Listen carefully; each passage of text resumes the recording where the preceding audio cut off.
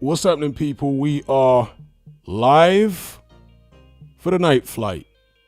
Welcome aboard. This is your captain speaking. Shout out everybody in the live chat. We got Anthony YouTube, AJ, Striker, Exactamundo, Rich Franklin, J, Alex, Terrence. And so, as this is a night flight show, we talk about whatever. Any topics within reason. Bear in mind the platform we're on, but we can use euphemisms to talk our way around things. You know how it goes. Shout out to Charles B in the chat. Yeah, I put together some random gifts here, people. There's no real rhyme or reason to it. Just random gifts that I have in my gift folder. Some things which might inspire a laugh, banter, or topics of conversation. Big up Fernie G. The main topic I want to start with is movies. I like talking about movies. We can also talk about video games, entertainment. Charles B says the Aussie Dogman video was a classic back in the days. Yeah, that guy's raving mad. Absolutely raving mad. Have I seen Weapons? Yes, I have. I actually spoke about it in one of the streams a few weeks ago, I want to say. And I did like a mini review, spoiler-free review. I thought Weapons was decent, nothing special, but, you know, it was somewhat interesting. I didn't like certain things about the movie.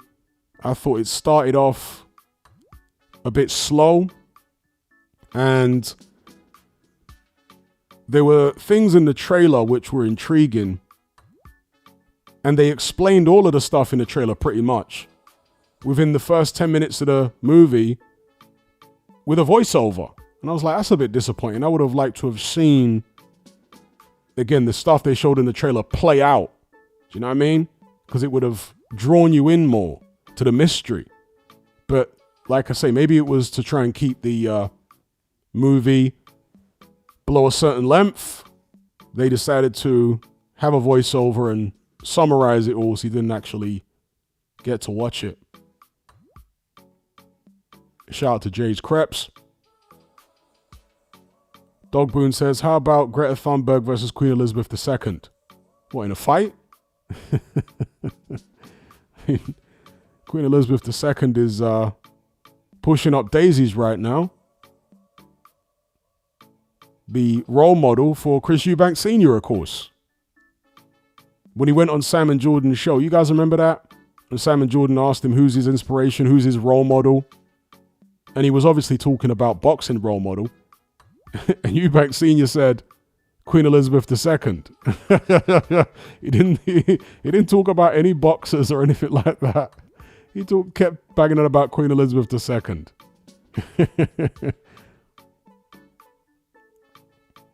Dog Boone says, no, not a fight. I ain't even going there. You guys corner me into these weird questions.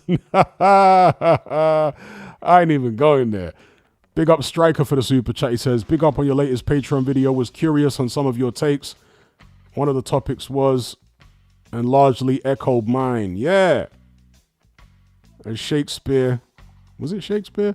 The world is a stage.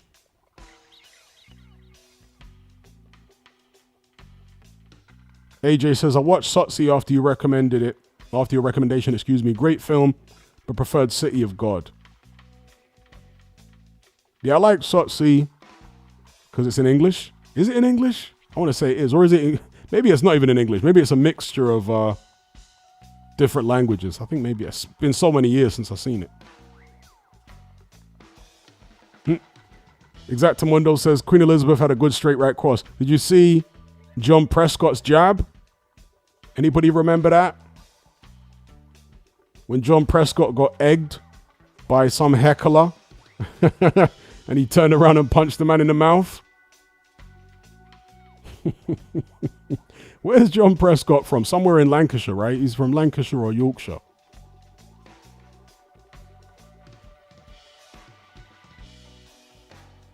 Jose Rodriguez says, are UFOs real?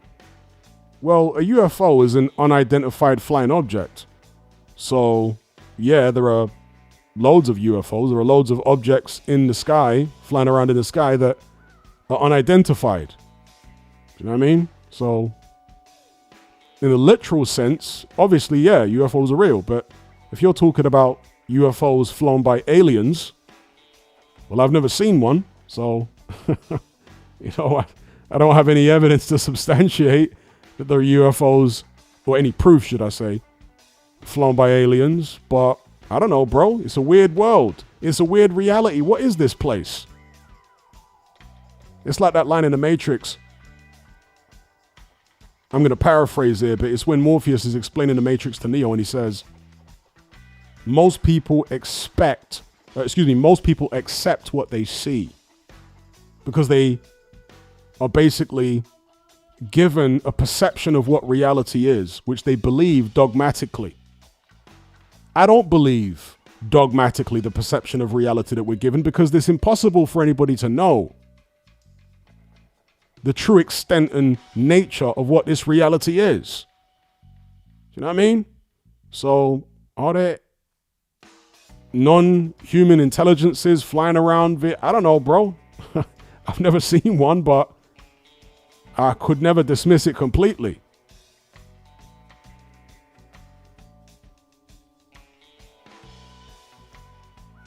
AJ says Prescott didn't think twice before throwing the jabs. Yeah, because he used to box, you know, Johnny Prescott. Striker says, we need those glasses from They Live. In fact, I was going to put a They Live GIF in this little GIF reel here. I'll have to remember that for next time, because that's a great, great gift to have in the GIF reel is They Live, you know, when he takes the glasses off and puts them back on and he sees the subliminal messages in the advertisements. Shout out to Striker. Shout out to Muhammad Ali. Jose Rodriguez says, have you ever had a paranormal experience? I haven't had a paranormal experience in terms of like, you know, encountering a poltergeist or anything like that. No. I've had some weird experiences. I don't know whether I'd describe them as paranormal. I mean, for example, you know, sleep paralysis when you get night hag? Would you describe that as paranormal? I don't know. Anybody else here ever experienced night hag? Night hag has been reported in Europe for like centuries. In fact, let me look it up real quick. How long? All right, I'm just going to read you something about night hag.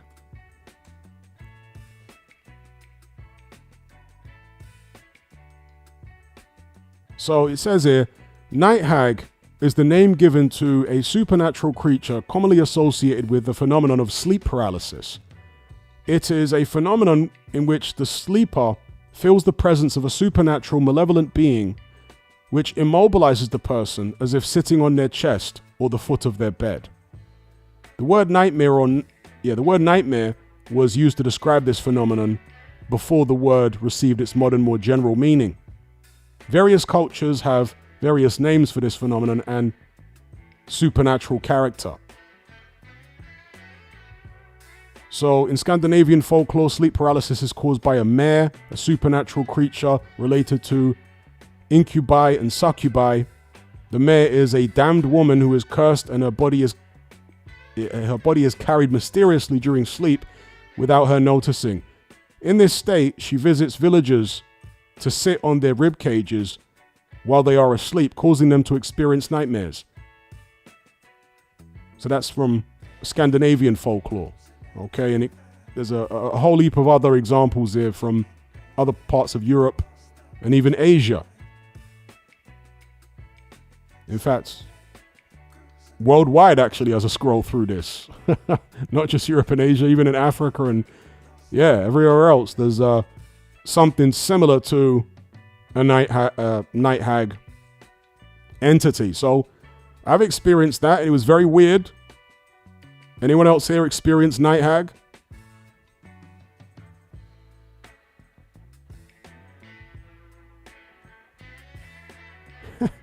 Exactamundo said, I had a night gag once. Horrid.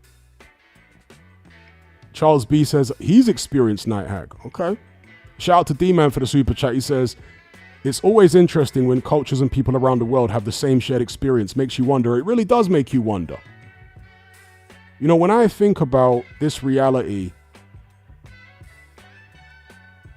metaphysically, and I continue the logical deduction, it, to my mind, stands to reason that this reality is far more mysterious than any of us know. Far weirder and more mysterious than any of us know. It has to be, right? If anyone who's claiming it's not is basically claiming that they know everything. You know what I mean? And how could you possibly know everything? So yeah, it's very, very interesting that all these different cultures around the world have got this shared experience of a night hag type entity. Night hag is what they call it in, many parts of Europe. So sleep paralysis is just an aspect of night hag, because I've had sleep paralysis on numerous occasions throughout my life. Not for many years now. Probably the last time I had sleep paralysis was about 2014. We're talking about 11 years ago. But I only ever remember having night hag once. And this was probably around 2007, I want to say. And I was in my house on the sofa. This was at night. I was lying on my back. And just as I started falling asleep, I felt, this is all I can describe it to you as, I felt an evil presence very, very close to me. And the image of a hag-like woman appeared in my mind. Okay, and this is right when I was falling asleep and I had sleep paralysis. I was trying to fight against it. I was trying to scream. Do you know what I mean? Anyone who's had sleep paralysis, you know how it is. But like I say, I felt an evil presence, this strong sense that there was evil very close to me. And then like an image of a hag in my mind. And then obviously I was fighting to wake up, and I eventually did. And I was so like spooked by it, I couldn't go back to sleep properly. Yeah. So that's the only time I ever recall having night hag. But it was weird as hell.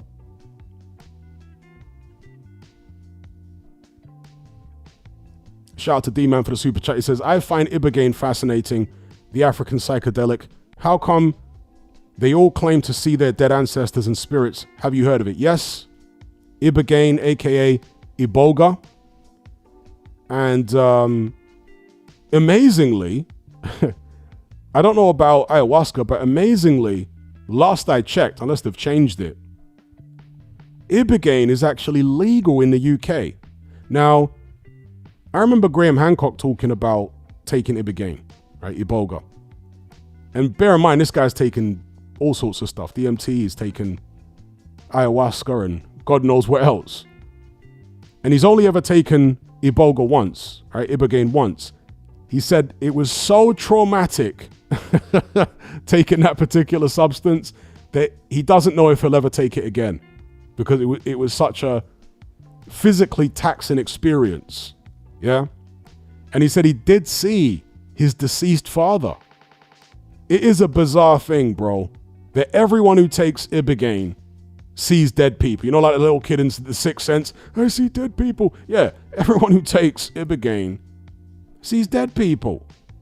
How can that be? How can everyone have the same shared hallucinations, if you want to call them that, from taking these? I believe it's a leaf, right? The Ibogaine leaf. How can everyone have the same shared experiences? It's bizarre. I've never heard, a materialist reductionist scientific explanation for why that is.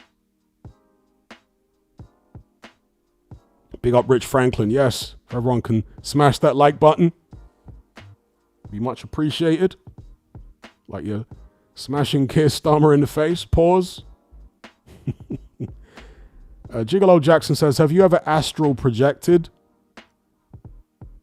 I don't think so. Not that I can recall, and I'd imagine if I did do something that incredible. I would remember it. Who knows? Maybe we astral project as kids more so than adults. I don't know. What do you think? Have you ever astral projected or felt like you have? Zio says, did you see the Matchroom documentary? AJ was saying he's got many fights left. Quite weird. I started to watch it, but I found it so insufferably boring that I actually switched it off after about 10 minutes. Maybe I've overdosed on Eddie Hearn. You know what I mean? Maybe I've just seen too much of Eddie Hearn that I don't find him interesting anymore. Shout out to Mark Hatch. Dogboon says, I know a man that was a senior officer in the British Army that had night hag. Yeah, a lot of people have had it. I mean, countless people all over the world. But if we're talking specifically about Europe, where the term night hag comes from, that term exists because so many people have had that experience. You know what I mean? You go back to like the Middle Ages and there were people talking about night hag. So it's a weird thing.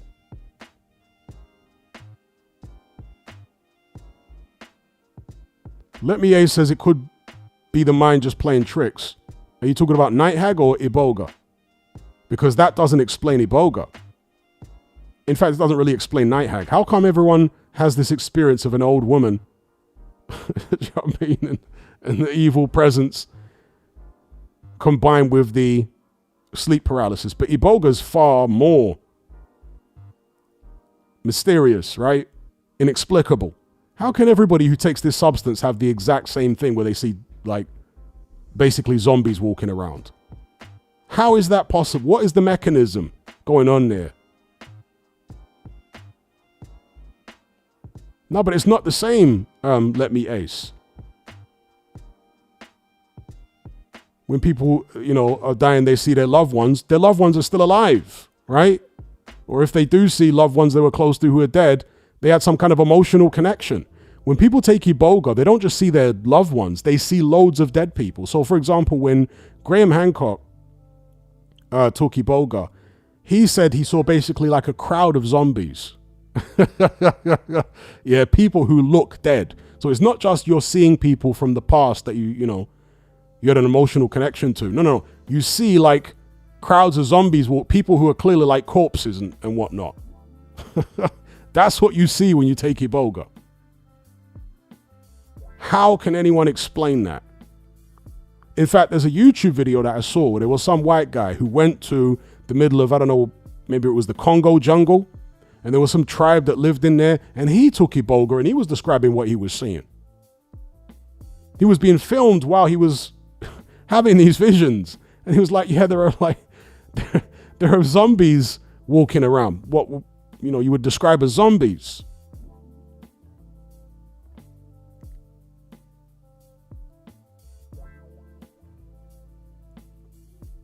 That is just bizarre. Do you know what I mean? Everyone sees zombies when they take Iboga.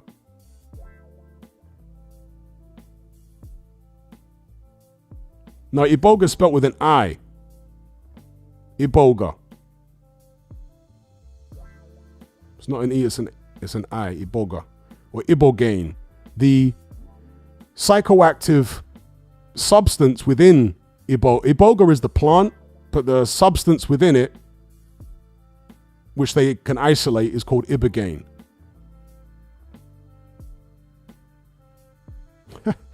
Exactamundo says, Iboga sounds like Frankfurt, Germany.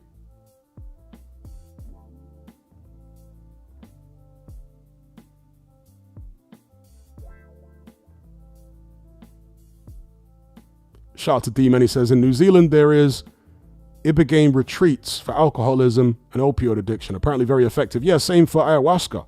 They say that's very effective for treating addictions. But with Ibogaine, the physical side effects, if you want to call them side effects, of taking it are far more severe than ayahuasca. Like it's a real ordeal taking Ibogaine. So for example, when Graham Hancock took it, he said he was basically unable to talk or move for like 2 days.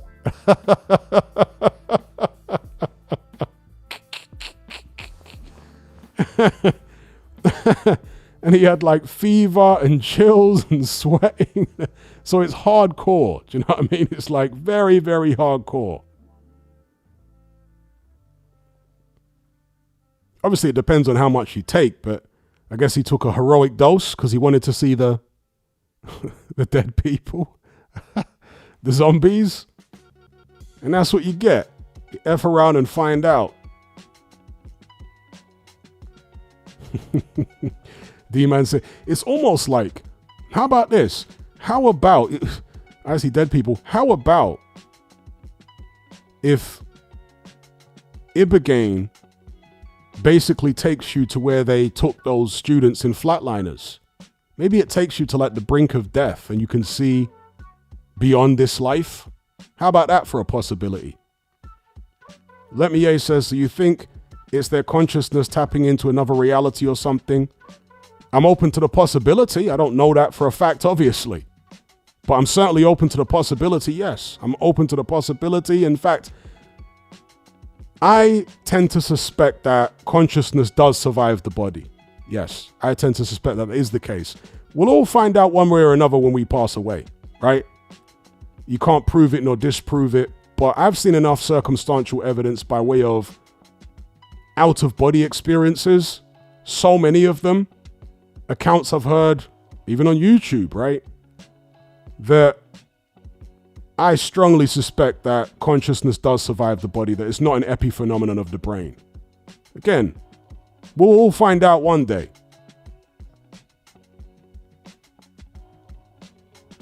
I've spoken in previous live streams about an interview. It was on one of these American new, like 60 Minutes type programs. And it was some elderly guy who was quite well-to-do, who previously, all his life, identified as an atheist, married, kids, grandkids, all this kind of stuff. I think he was a doctor or something. He had some kind of, good job. And basically what happened is his house was struck by lightning. And he was on the phone at the time, the old rotary phones with the receiver. And it traveled down the phone line, the lightning that is, through the receiver of the phone, hit him, knocked him back several feet, and he was obviously unconscious. I guess his heart stopped briefly or whatever. He doesn't remember any of that. All he remembers is being on the phone, and he said the next moment he was at the top of the stairs, looking down. Okay? And they've got like an open staircase thing, so you can look down from the top of the stairs. And he remembers being confused that I looked down and there was somebody lying on the floor. And I saw my wife and kids and other people scurrying around, screaming. And I'm like, who's that and what's going on? Yeah, this is what the guy was saying. Then I guess he blacks out and he wakes up in a hospital and he starts telling them about what happened. That he could see what they were doing, and he described exactly what they all did from the top of the stairs. And yeah, before he actually blacked out and came to in hospital, he said he realized at one point that the person lying on the ground downstairs was himself. That is not an isolated, and after that, he said he went from being an atheist to realizing that there's life after death, okay? Because he said it was such an inexplicable experience. A former atheist, he was like, no, it was just so bizarre. I literally saw everything they were doing. I saw my own body, everything. There are at least thousands, probably millions of people that have had similar experiences to that. Which to me, that circumstantial evidence is strong that consciousness can detach itself from the body. It's not proof, but it's evidence. Do you know what I mean? There's a difference between evidence and proof, obviously.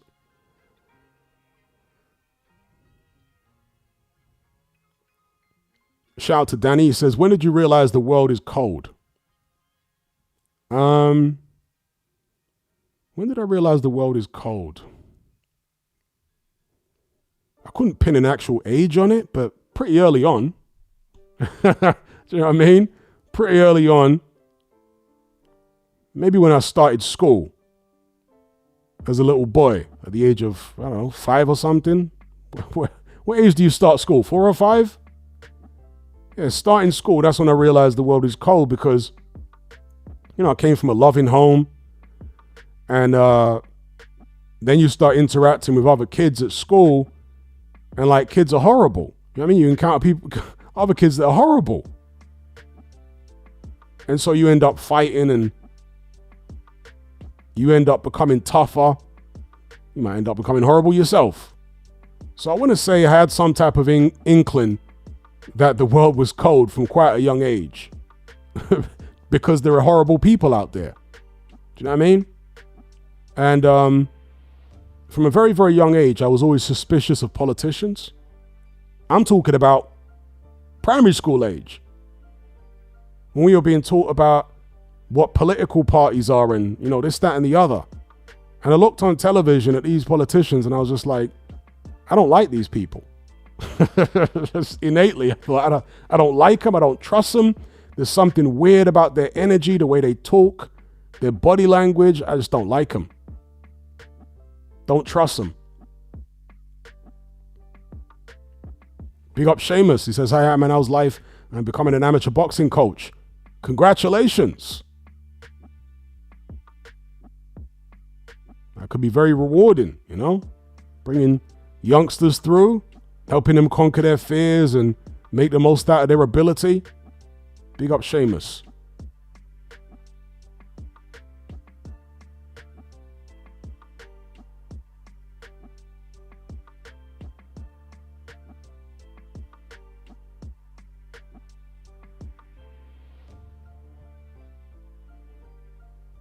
God comes first, says sleep paralysis is real, as I can attest to it from personal experience. Not sure about all the other stuff, but there's more to reality than our physical senses perceive. Well, nobody disputes that sleep paralysis is real. Sleep paralysis is just the state of your body. I mean, it's known that your brain, when you're in deep sleep, releases a certain chemical, which basically, to some extent, paralyzes your body. I forget what the name of the chemical is, but you can look this up. So sleep paralysis is like a scientifically proven thing that during very, very deep sleep, your brain can release some type of chemical which stops you moving around. And the reason for that, so it is believed, is so that you don't fall off whatever you're sleeping on. They speculate that maybe our ancestors were sleeping in trees to keep away from wild animals or whatever. And so when they're in the deepest sleeps, to avoid falling off, their brain releases a chemical to paralyze. This is the explanation they come up with. So sleep paralysis is definitely real. But the night hag thing and whether it's supernatural or not, I mean, who knows? All I can tell you is bizarre. Yeah, but sleep paralysis is like a known, proven thing. I don't want to say most. Many people, I've had sleep paralysis many, many times. So a innocuous sleep paralysis incident I remember having was, again, in the early 2000s. I was at my parents' house, got younger siblings. Everybody was out. I went for a nap during the day and I felt like I'd woken up and the light was on in my room and my little brother was running around in my room. He was very young at the time, right? Primary school age. He was running around in my room and I wanted to get up and shout at him. Like, why are you coming in here running around, messing about when I'm trying to sleep? so like, but I had sleep paralysis. I couldn't get up. You know what it's like when you got sleep. You want to get up, but you can't get up. I wanted to give him a stern talking to. So when I eventually shook my body out of sleep paralysis, the lights were off. And I got up and walked around the house and nobody was in. Yeah. So it's a weird one. Leo O'Brien says, Hatman, did you do a Patreon on the Kirk incident? Yes, I did. Uploaded that earlier on today.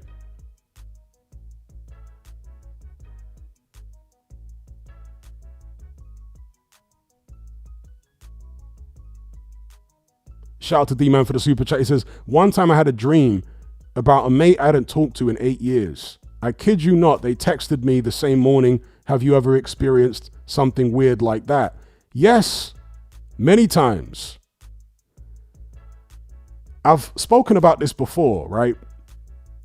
But I had many experiences, right, where I broke up with girlfriends at the time. Yeah. And as soon as I started seeing someone else and there was an emotional connection there, these girlfriends, several girlfriends from the past, all of a sudden started texting me or WhatsApping me. I think texting me rather than WhatsApping me. But there was one incident in particular when I was living in Dubai. And I started getting to know somebody new. And I tracked this because the previous time it had happened, I was like, okay, that's weird. Maybe that's just coincidence. But this time I was literally out of the country. I wasn't on social media. These ex-girlfriends who I hadn't spoken to in some cases in years, they had no idea who I was dating or who I was, nothing.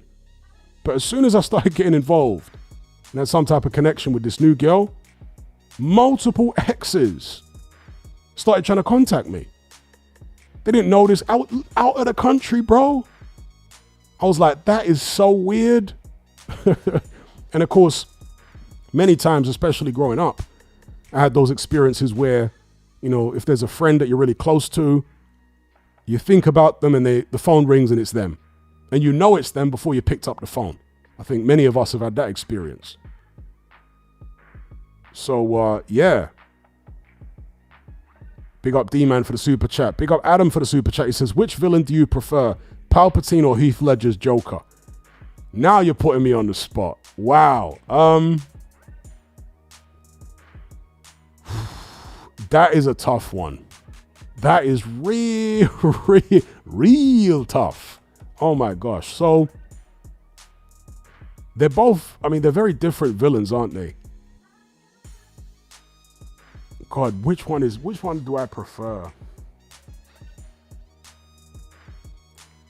I'm going to say I prefer Palpatine because of the comedy value having more longevity. Like Heath Ledger's Joker is a fantastic villain and still very watchable even now, but doesn't have the long-term comedy value of Palpatine. Palpatine, I never get tired of laughing. When it comes to that character. I never get tired of laughing at Palpatine. So yeah, Palpatine for the jokes. I'll go with Palpatine. Big up Adam for the super chat. But what about you? Who would you pick out of Palpatine and Heath Ledger's Joker? Yep, Charles B says Palp is goated. He is too. Ayed says Heath Ledger, excuse me. Did I say Keith? Heath Ledger's Joker was just perfect. He was. But I like a laugh. Do you know what I mean? And Heath Ledger's Joker was funny. But in terms of like the longevity of the humor from Heath Ledger's Joker, it's not as potent as Palpatine.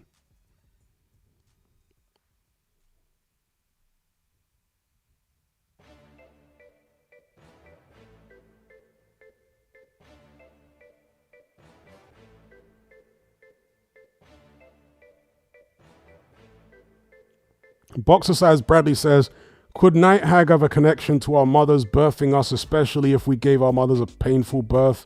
It could be punishment for causing our mothers dramatic labor. That's why it's female.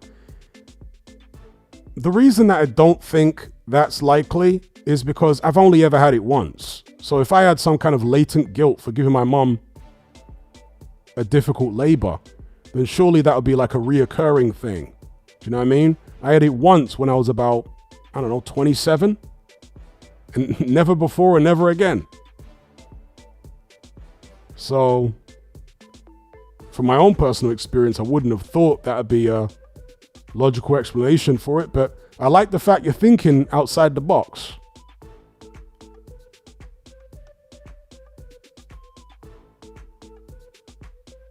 D-Man says, why would we get punished for something we can't control? That's a good question. But, some people, for example, have what is referred to as survivor syndrome. You guys ever heard about survivor syndrome? So it's where, for example, somebody's involved in a terrible road accident or a plane crash, and they're like the only person to survive, and they feel guilty about it. I don't understand why you'd feel guilty. I thought you'd feel happy and lucky. But some people feel guilty about being the only person to survive. Do you know what I mean? I guess people are just wired differently psychologically, and that's how they react to certain things. Shout out to Chris Ward Music.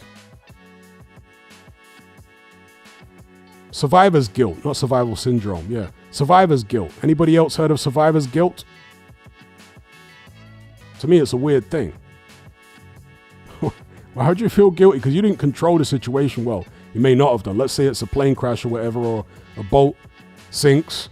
You didn't control the situation. So why would you have survivor's guilt? You know, survivor's remorse, Rich Franklin's. Yeah. However you want to phrase it. Survivor's remorse, survivor's guilt. You know what I mean?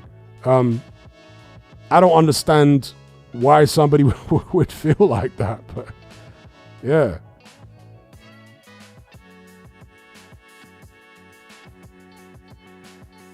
So I say all that to say that from a psychological standpoint, I could see how it would work, that somebody might have nightmares or whatever the case may be because they gave their mother a hard labor, but I don't know.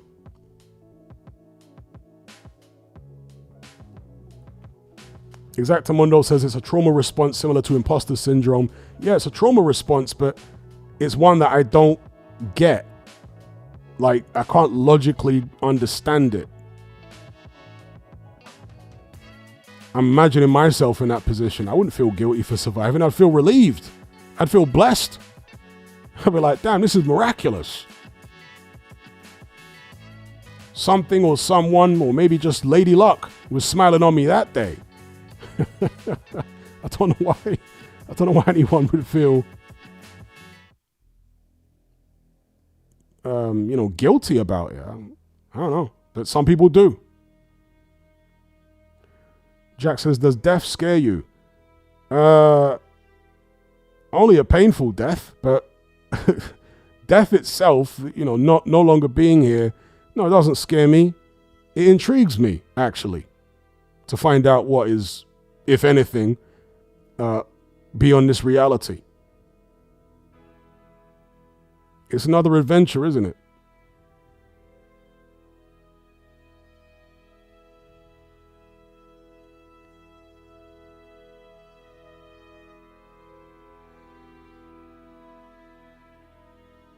Exactamundo says, typically people who have had depression get it. It's to do with how your brain is wired, self-worth thing. Yeah. That would make sense. What I'm saying is how their brain is wired doesn't make sense to me. But the way you've broken it down there, okay, I can see. If somebody's extremely hard on themselves all the time, and I don't know, it's still weird though. It's still a weird pathology. Do you know what I mean?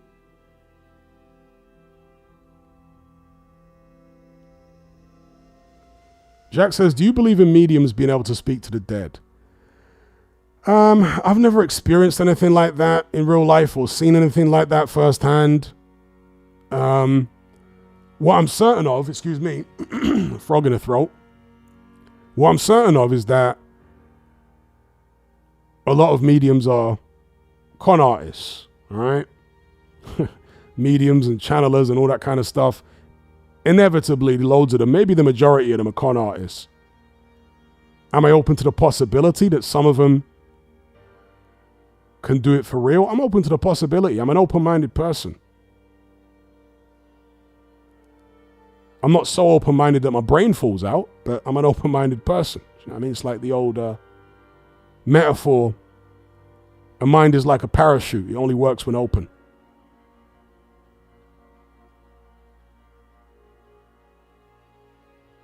Chris Wood Music says, I'm not afraid of death. It's death that's afraid of me.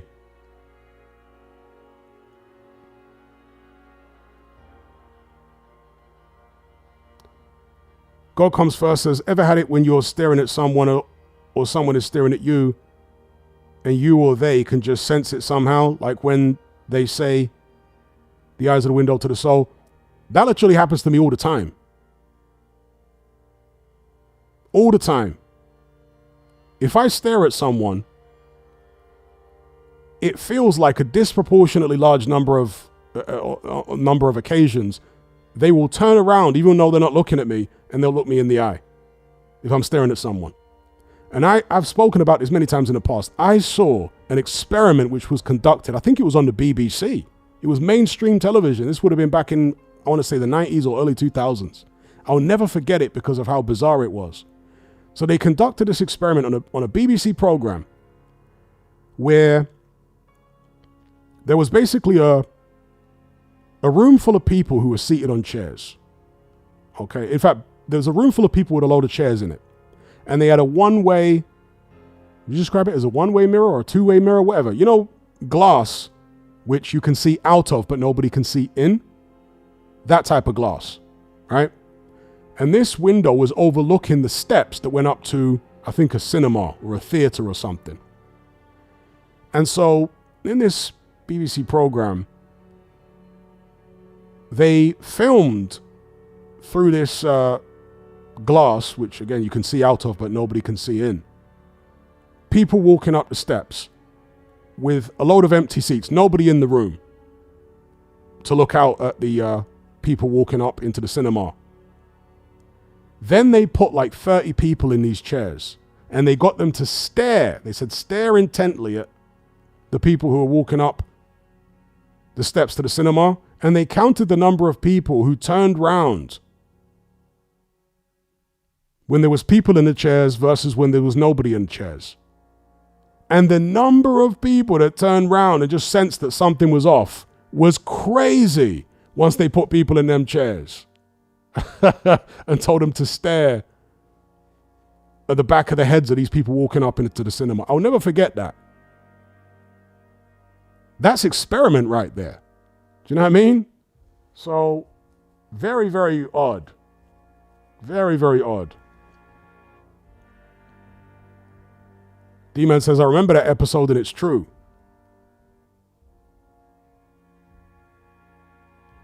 The God Comes First says it's the weirdest thing, but it's real. When you stare at random people, when you drive past them, the amount of people who randomly turn around and look at you when you're driving past. Exactly that. It literally happens all the time. It's so mad. And it's like when you start looking at them, you know that they're going to start looking at you. Even when they're quite far away, they're not even facing the same direction. You know when you start looking at them, they're going to look at you. You just know it because it happens so often.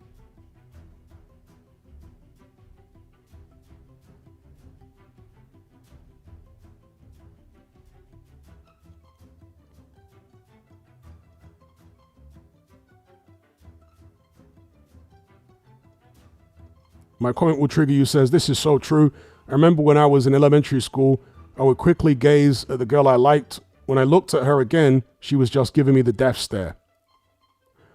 Rich Franklin says, have you heard about the singer Dave? They found a 15-year-old girl in the boot of his car. She's been missing since last year. And turns out she was one of his girlfriends.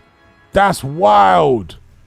Yeah, I know the singer, rapper Dave. Wow. That is wild. Dear, oh dear, oh dear. Wow. Big up D-Man for the super chat. He says, have you ever had a day where you feel like something bad or a big event is going to happen in your life? And it does.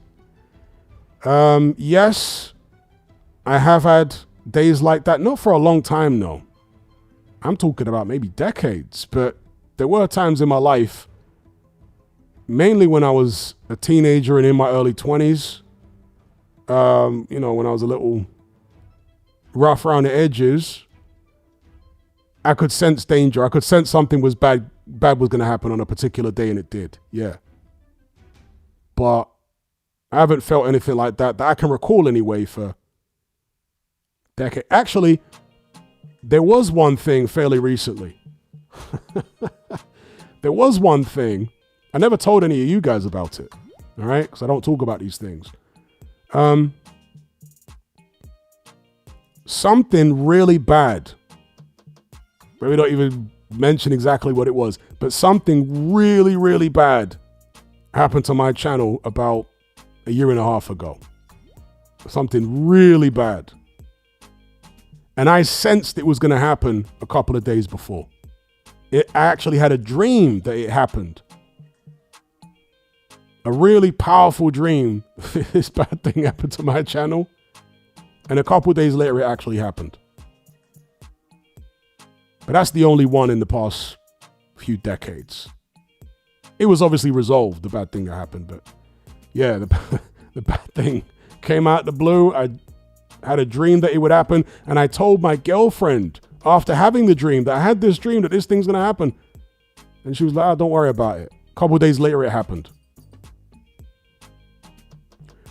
Oh, Rich Franklin says, not the UK rapper. It's an American singer called Dave too, but he spells his name like, oh, okay. For a second, I thought you meant the UK Dave. He never struck me as a weirdo, the UK Dave.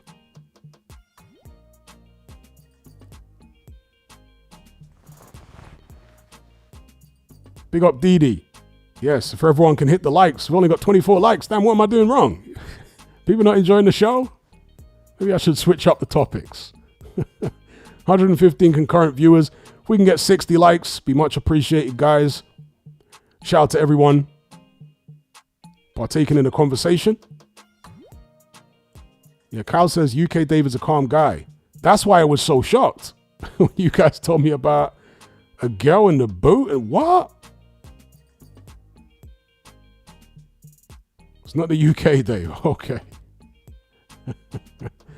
Not the UK Dave. I'm not familiar with the American one.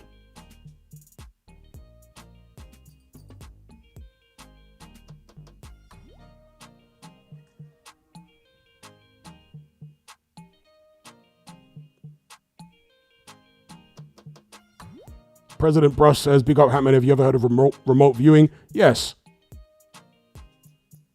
The American government conducted remote viewing experiments. And many other governments around the world have conducted remote viewing experiments. Remote viewing is where it's kind of like astral projection, right? Something similar to that.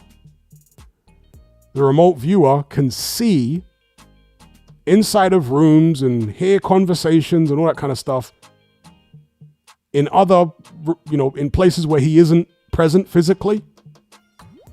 So a really strong remote viewer, it is alleged, could be in the United States and somehow through projecting their consciousness, they could see inside of the Kremlin or whatever. A room in there, and yeah, that's the claim.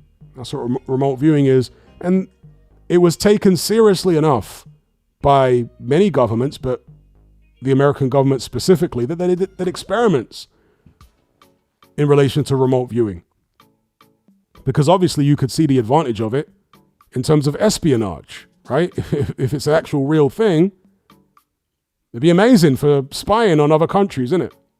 Shout out to Chris Ward Music for the super chat. He says, Hatman, I loved your Psychopaths in Boxing upload. It reminded me of a Thomas Sheridan book, Puzzling People. Would you consider doing another, because boxing is littered with psychopaths in my opinion? Yeah, the thing about psychopaths, which I'm always very, very careful of, is I don't get trigger happy in slapping that label on someone, especially in boxing, because boxing is not like politics where people make decisions that could literally cost people their lives. I mean, in boxing, that can happen, but not to the extent that it does in politics, where people can, start wars and do things en masse that affect tens of millions of people. Do you know what I mean? That's why in politics it's easier to detect a psychopathic individual through their actions, because their actions can be really extreme and you can see the reaction to the backlash against their actions and how, whether they show any semblance of guilt or, do you know what I mean? And obviously among criminals, it's easier. I'm talking about criminals that have been caught and convicted and all that kind of stuff. It's easier to kind of confidently claim or assert that somebody's a psychopath, but when you're dealing with people in boxing, it's very difficult.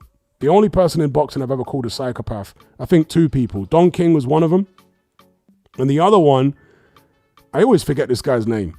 Somebody in the live chat is going to tell me his name. Is it James Butler? Yeah, James Butler as well. So Don King, I've long said, in my opinion, is a psychopath. And also James Butler. James Butler was the guy who sucker punched an opponent who beat him on points, an American guy, and also murdered Max Kellerman's brother.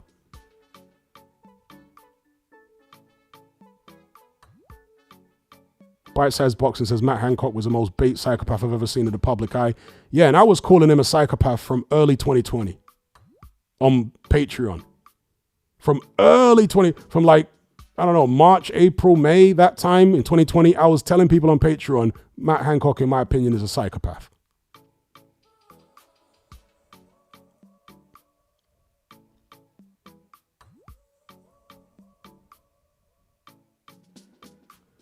Ayed says she was 14 and was about to turn 15 and was pregnant apparently. Damn. So that guy's like the new Elvis Presley. Shots fired. Or the new R. Kelly. Shots fired. Miller, Jarrell Miller and also John Fury, I wouldn't be surprised if they're both psychopaths. I'm not outright saying that they are, but I wouldn't be surprised if Jarrell Miller and John Fury are actually psychopaths. They're certainly extreme narcissists. Do you know what I mean? Like Jarrell Miller's a very, very extreme narcissist, and so is John Fury.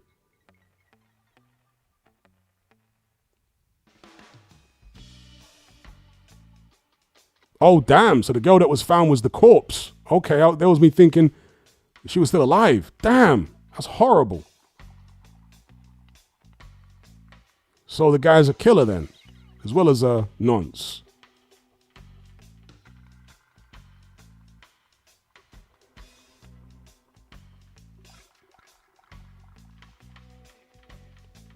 Danny says, have you ever been in the presence of a sadistic person? Yes. Probably a lot of sadistic people, because you never really know people. Let me not say never, but you often won't realize how dark the psyche of some people is until a certain situation arises. Do you know what I mean? Because if ever you've looked into serial killers, people who knew them, let's say in a professional capacity or at church or whatever, or just neighbors, will often remark on how nice they were and how normal they seemed. Yeah? Ted Bundy, to many people who knew him, was so normal, and he was a nice guy, and he would help old ladies and part of the church and all this kind of stuff. People remark on how normal they seem. So I say all that to say, who knows who I've brushed past? Who knows who I've been in conversations with that might actually have an extremely dark and malevolent and evil mind? Now, there have been some people that I've had interactions with when I saw this person's evil. You know what I mean? Including females. One female in particular was absolutely a demon. I mean, an absolute, from the pits of hell. A literal demon. She was one of those setup girls. The girls who work with criminals to set guys up to be robbed and worse. Yeah, she was one of those ones. And that girl was such a gaslighting demon. Honestly, bro, she was pure evil.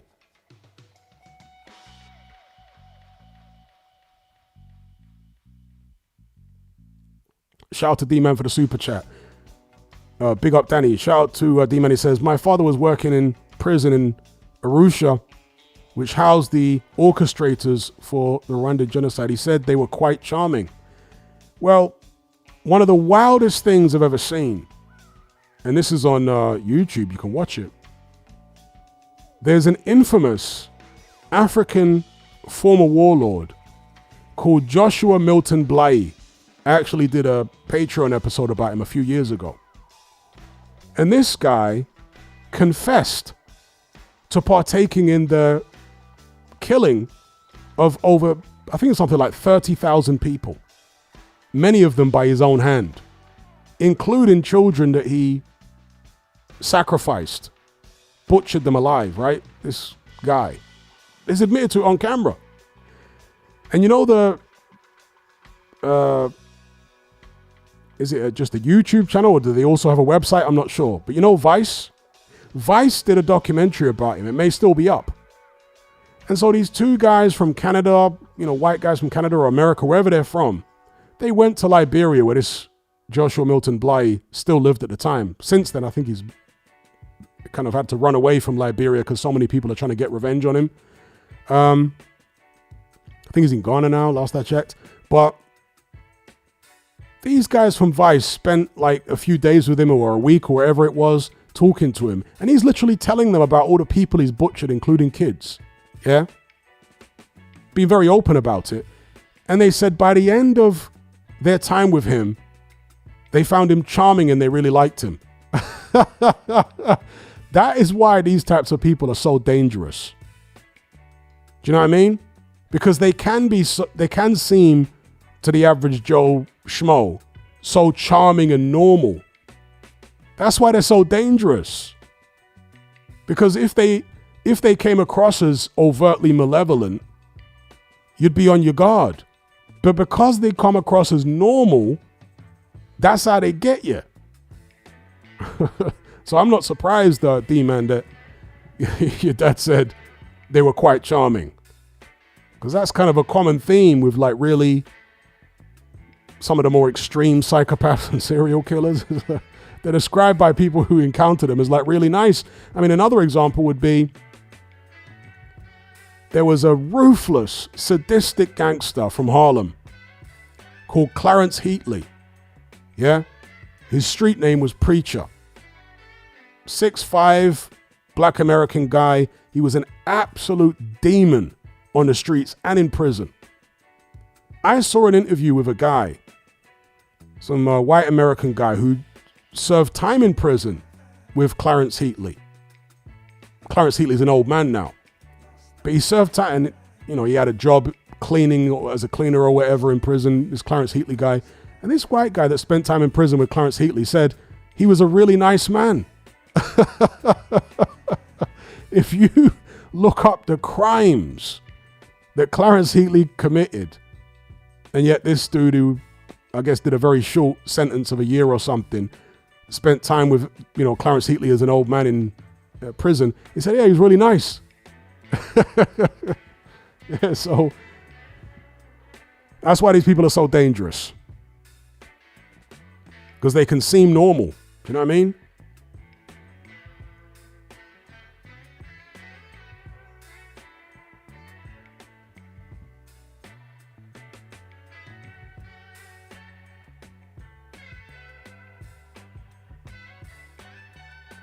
A striker says, I had a guy in my social circle when I was a teenager who seemed a little weird, but nothing too extreme. He killed his mother a couple years ago and was all over the news.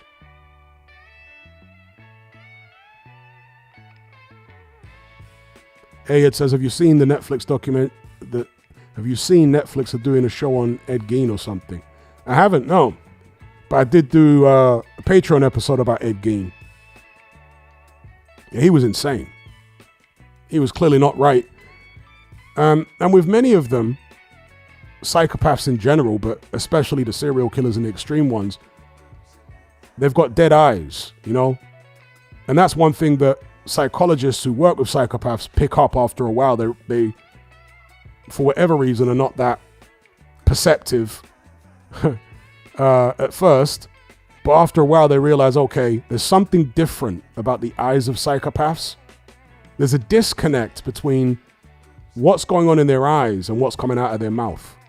Do you know what I mean? The mouth is speaking charm, but while the mouth is charming, pause, you look at the eyes and yeah, there's a disconnect. The eyes are somehow not always piercing and, malevolent like a tiger, but sometimes just vacant looking. Like a vacant look in the eyes, but the mouth is coming out with all this, these nice words.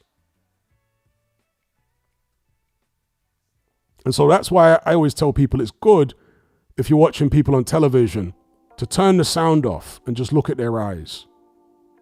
Yeah? People often did that with Tony Blair, for example. Turn the sound off and look at the guy's eyes. The guy's eyes are like something out of a horror movie.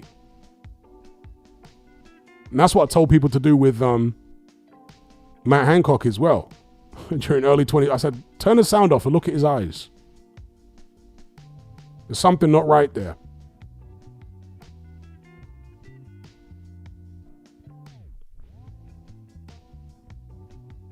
Kyle says the Russian Butcher episode will always be in my mind. Yeah, he was a madman as well.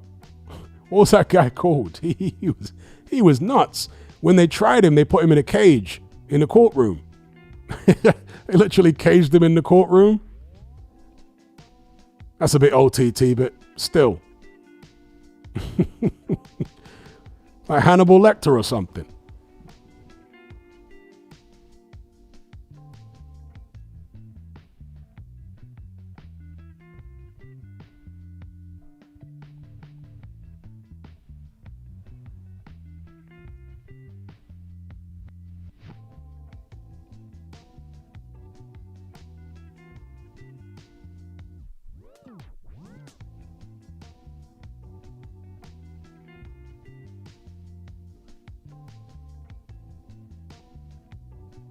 Fernie G says, I always find Manson to be quite charming, interesting. Yeah.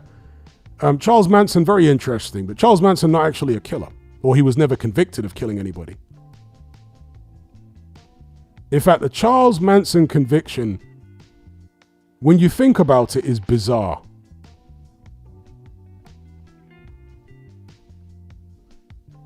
The whole trial was bizarre, if you look into the trial. And there was one author who speculated that Charles Manson was actually being spiked with LSD during the trial by the government, which is why during that period, a lot of his interviews, he was saying so much weird stuff because they were spiking him with LSD. That's what this one author alleged. And of course, back in the 60s, there were, I think it was the FBI experiments spiking people's water supply with LSD. Look it up. That all came out in leaked documents and stuff many years later. So there's precedent for that kind of thing. I mean, I'm not saying that did happen to Charles Manson, by the way, but it wouldn't surprise me. Shout out to Gaz for the super chat. He says, you prefer the Dharmez Boychuk 2 or in Billy versus Martinez?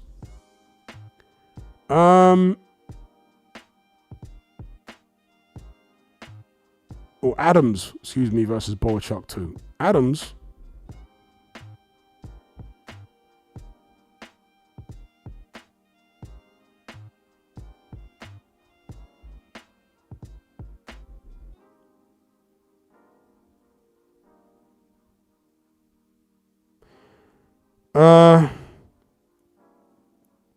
I would say in Billy versus Martinez.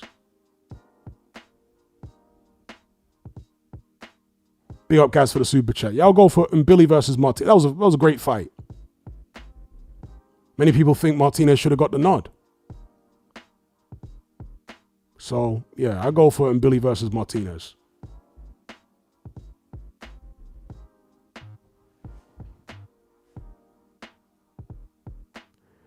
Jack says, have you heard about Ricky Hatton's passing, all the money, etc., and still wasn't happy? Well, I haven't heard any,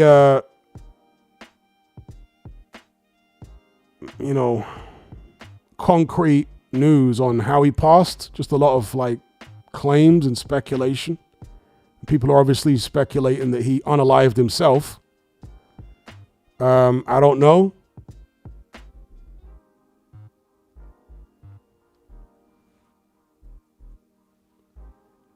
But the fact that, people can get into bad habits, okay?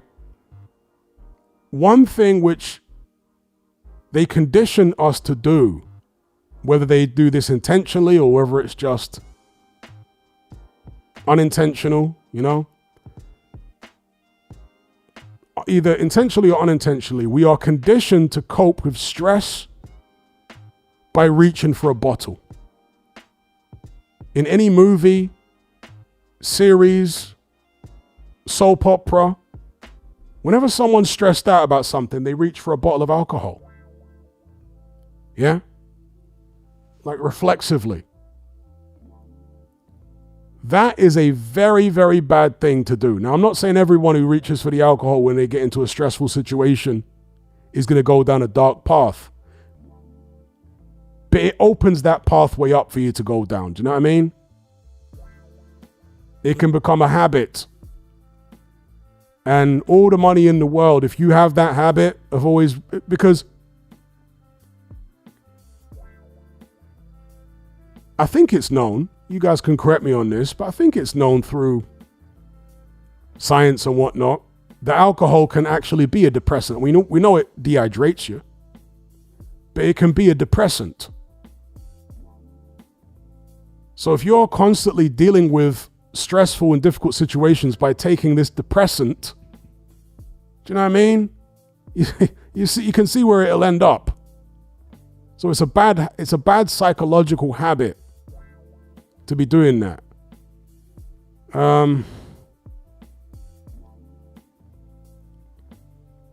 It's a bad habit.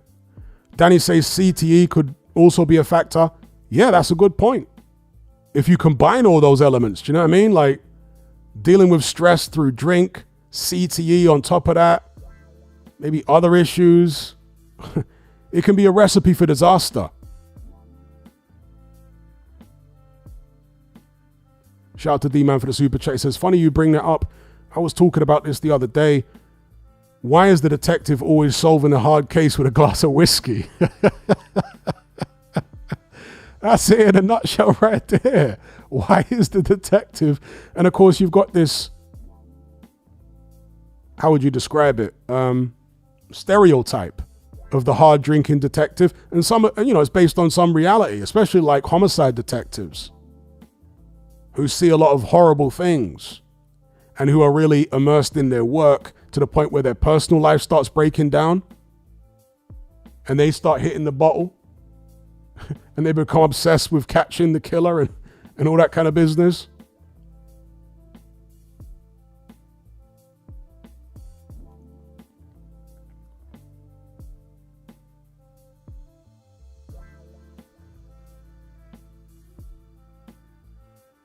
So shout out to D-Man for the super chat.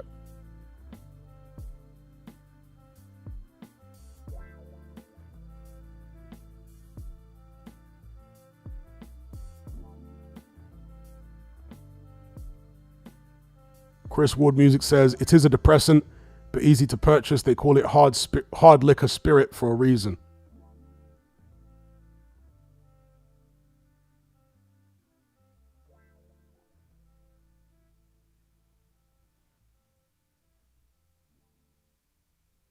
Indeed, Stryker says the image portrayed is it makes you edgy and charismatic.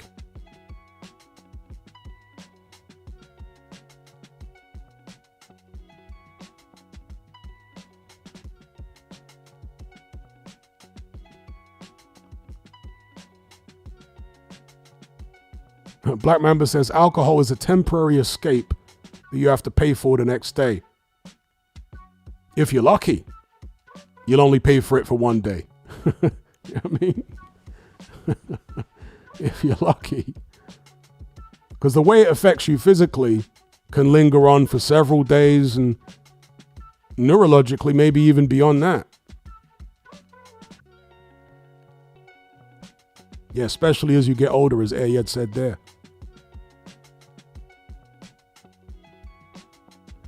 Triple R says, got a theory that Ricky Hatton either deleted himself or overdid a substance because he watched Crawford versus Canelo and it gave him PTSD of his fight with Mayweather since it was the morning after. Ayed says, if I committed a crime, I would hate for Columbo to be after me. And me too. Columbo torments. the people he's investigating. You know what I mean? Man proper torments them.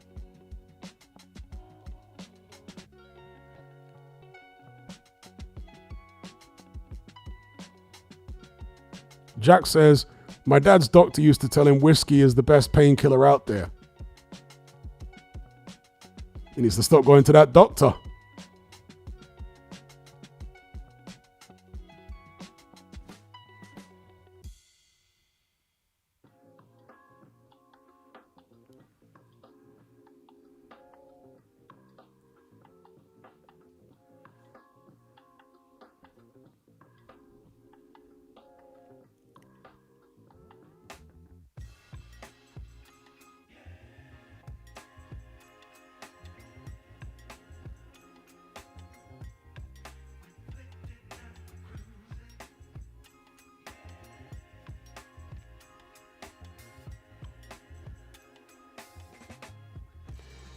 My comment will trigger you. Says, what African country had the best food you've ever had, Hatman? Well, I have to first off say I haven't had food from most African countries, only a few.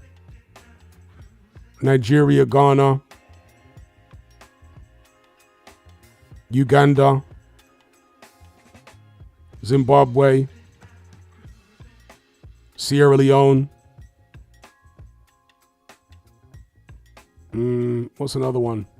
Angola.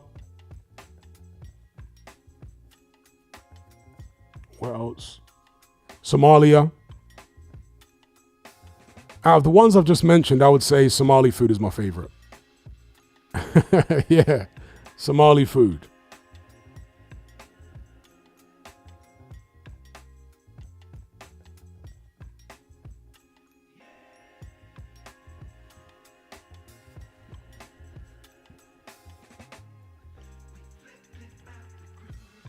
Kyle says Tanzania is the best, and I'm being unbiased. I've heard, any of you guys know Austin Holloman? He's like a black American guy that he went around the world kind of doing the passport bro thing, but then he settled in Kenya. And he said, and that guy's been to many countries. Okay, he's only young. He's only like in his mid-20s. He's been to many countries. He's been to Brazil. He's been to loads of countries in Africa. He's been to the Far East, to Thailand, all over the place. And obviously he grew up in America. And he said that Tanzania has the best food in the world. And when he said it, he stood 10 toes down on it. The guy interviewing him said, the best in the world? He's like, I'm telling you, Tanzania has got the best food in the world. When he said that, I was like, wow, I need to try Tanzanian food because that's a big endorsement. That guy's eating food all over the place. And he's like, no, Tanzania's got the best food in the world.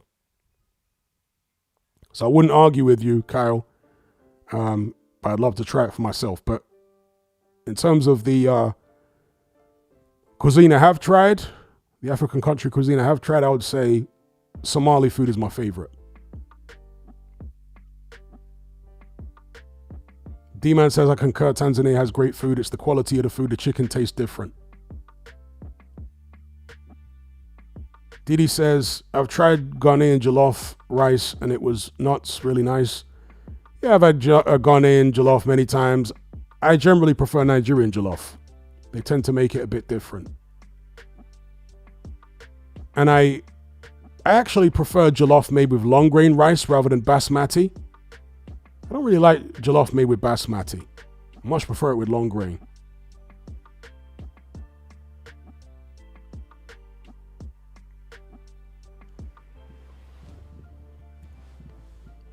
And a lot of Nigerians use long grain. Kyle says jollof is low-key overrated.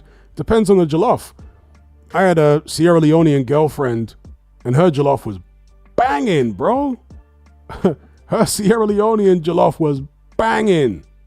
She used to put all kind of different like vegetables in it, you know, like mixed veg in it. And she would put like cabbage, steam a cabbage on the top of it. Like, she would do all sorts of stuff. And the way she prepared it was banging.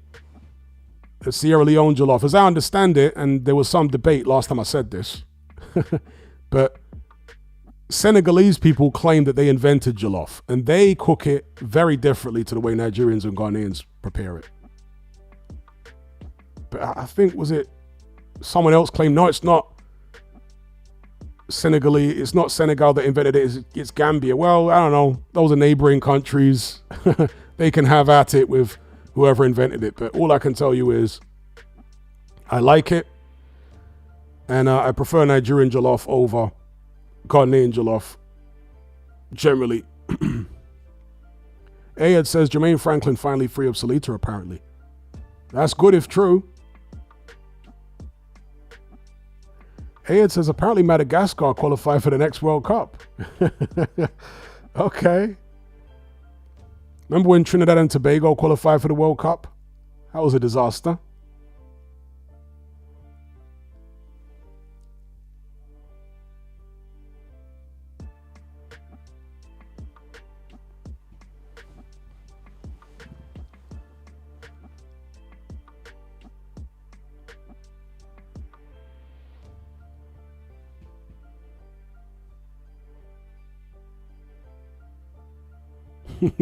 Ayad remembers that.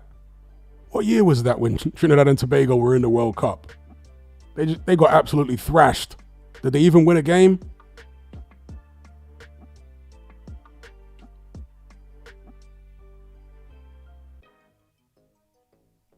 Oh, damn.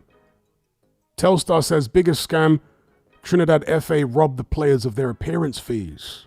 Yeesh. People are saying it was 2006. Okay. Rich Franklin says, hey, Hatman, would you ever like to do an ancestry test to see where your roots come from if you haven't done so already? This goes out to all my Caribbean guys. You know, at the risk of sounding paranoid, no, because I don't want to give my DNA to any of these companies, and no. I'm a bit paranoid about stuff like that. I'm good.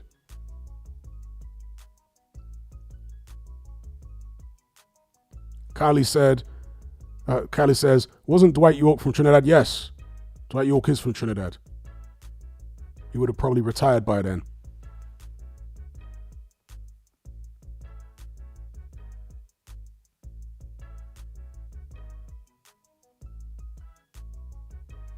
Fernie G says, does Mexican food make your top 5? If it does, it won't be anywhere near the number 1. The Mexican food is good.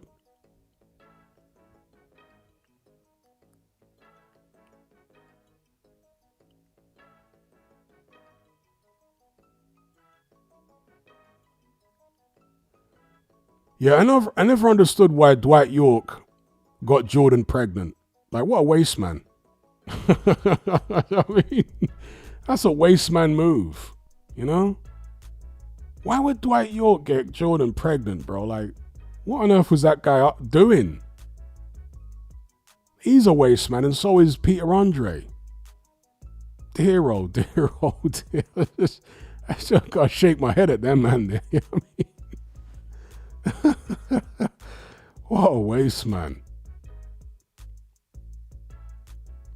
Chris Ward Music says, Hatman, do you think Andy Ruiz versus Moses Atama is a great fight? And do you think Frank Warren would let it happen given what Ruiz did to AJ? I think it's an intriguing fight, but no, I don't think at this stage Frank Warren would let it happen. Because Ruiz, he's still got them hands. He hasn't taken a load of punishment in his career. Do you know what I mean? He's had a nice long rest. He could conceivably do something similar to Atama that he did to AJ, although Atama is more talented than AJ, so I think it less likely. But yeah, he's somebody who Frank Warren might be wary of. Kyle says money can't unlame a lame.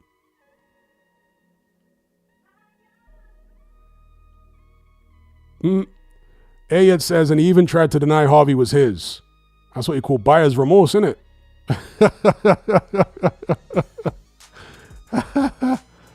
Yo, he was singing Billie Jean. The kid is not my son. Dear, oh dear. Buyer's remorse. Shout out to Super Size Fries for the super chat. He says, Bud versus Benavidez. Turkey wants it. Who you got? I got Benavidez. I hope that fight don't happen, but I would definitely have Benavidez in that fight.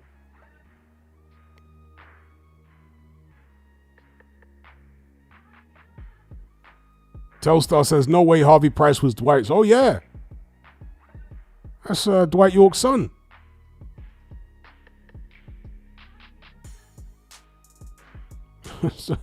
That's Dwight Yorke's son. Dear, oh dear, oh dear.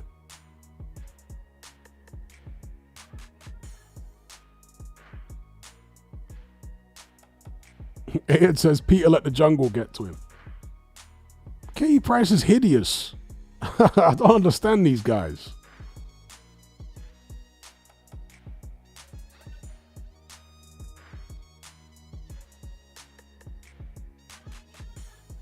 Now, I have to imagine it is his. Yeah? There's no way he'd be paying all the money and whatever he's doing if it ain't his kid. Because he's got money. All those years he played for Man U, he's got money.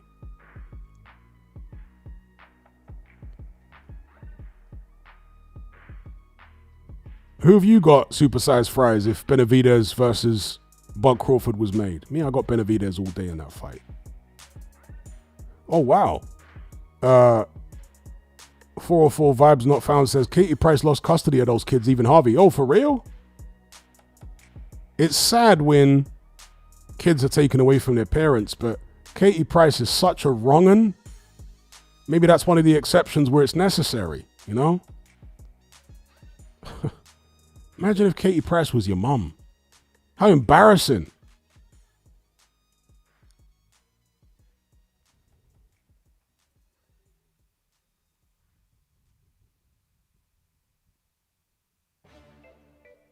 Chris Wood Music says she's awful in every way. Indeed. It's crazy, bro.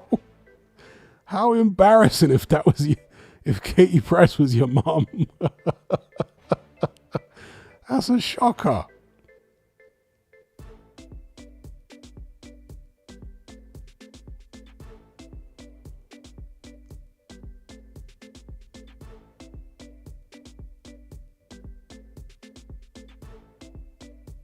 Kylie says, Dwight was a bit of a party boy back in the days.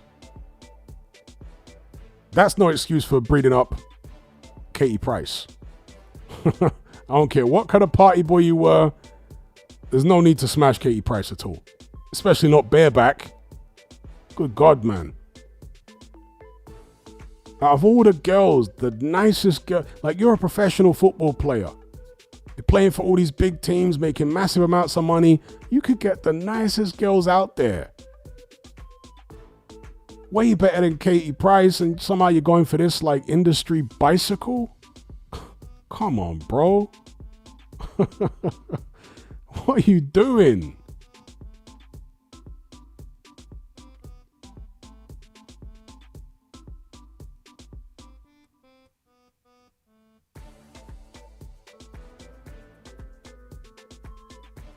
I agree with what Copezilla said there. It's pretty disgusting. I agree with what you said there. Indeed, Copezilla, you get the nicest girls if you got that kind of money, and non-famous girls too. Danny says, do you think John Jones has got sugar in the tank?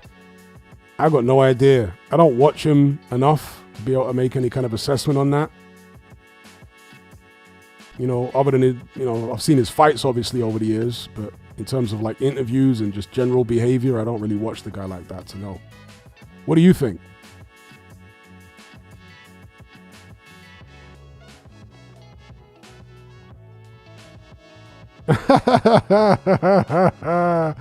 Oh yeah, I remember that actually.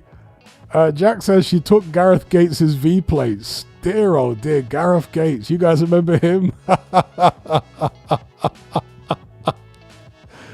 Oh my days. She took his V plates. Oh yeah, I remember that now. Talk about an industry bicycle.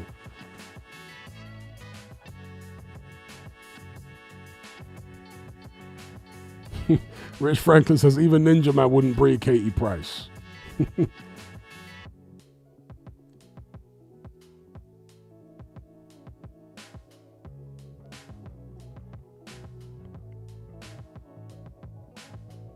Gareth Gates. It was incredible. You know that first time that Gareth Gates was on, was it X Factor? Whatever show it was. And they asked him what his name was. And he stuttered. He couldn't even get his name out. He was like, my name is... It's like he was constipated, you know them ones. He was like, my name... And he did that for like 2 minutes. You know, Simon's face was all twist up looking at this guy. And then eventually, after struggling for like a minute and a half, he was like, Gareth Gates. But then, when he started singing, there's no stutter. Like, man sings perfectly with a golden voice. Doesn't mess up any of the words. But somehow getting his name out was impossible.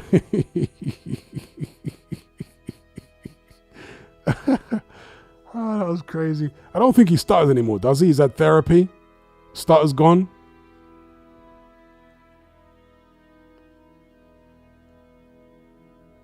You know, one thing I heard about speech impediments, I don't know if this is true, but I wouldn't be surprised if it is. In some cultures around the world, and in Africa this is common, I think it's like a Christian thing. You know, it's a thing that people have gotten from, it's not like it's taught in the Bible, but people have extrapolated from the Bible that using your left hand is bad because Judas sat at Jesus' left hand. So in Africa and other cultures, you know, around the world and other continents and whatnot, but certainly in many African countries, it's seen as offensive to hand somebody something with your left hand. Yeah, you must always hand it to them with the right hand or they'll get offended. And people who are born left-handed in some African tribes and cultures are basically disciplined from when they're children to not use the left hand. You know, the hand that when they try to use the left hand, the hand is slapped and all that kind of thing. And what I've heard, again, I don't know if it's true, but it would make sense if it is. What I've heard is that that can actually cause a speech impediment. If a naturally left-handed person is like punished as a child and their left hand is always slapped so they can't use it, they can develop some kind of speech problem because of that. It wouldn't surprise me if that's real. Yeah. Because it's messing up the neurology. Do you know what I mean?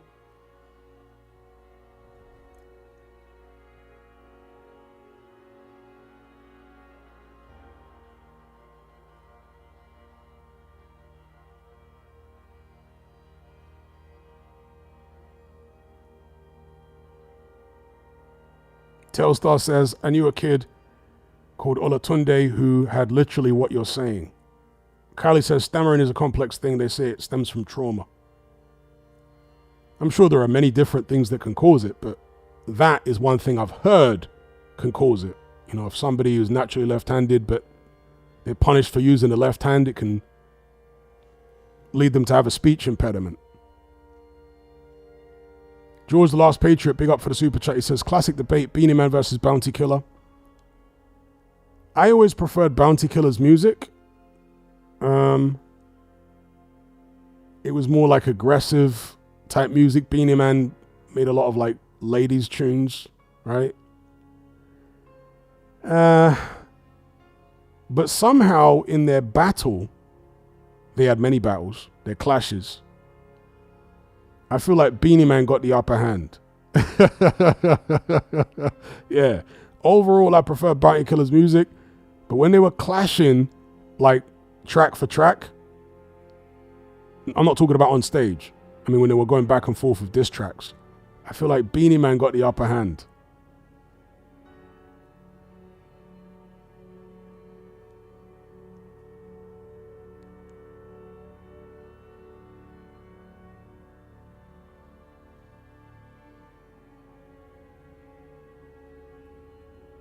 Shout out to George the Last Patriot. What about you? Who do you prefer, Beanie Man or Bounty Killer? Dominic K says Beanie Man has more commercial hits. Yeah, for sure.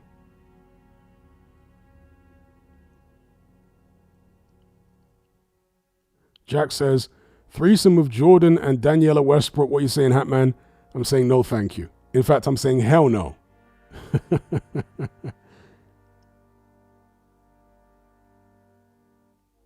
There you go. There's an example right there. Kyle says, my dad used to get pissed if I did anything with my left hand. He eventually gave up with making me switch hands. Yep. It's quite a common thing in Africa where doing stuff with your left hand is like frowned upon. And I think, again, it's from the Bible. Because Judas is the left-hand man rather than the right-hand man. Maybe I'm wrong, but I'm guessing that's where it comes from.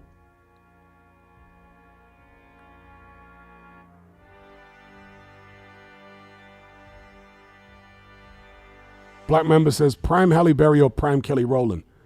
I go with Halle Berry. I never found Kelly Rowland attractive, to be honest.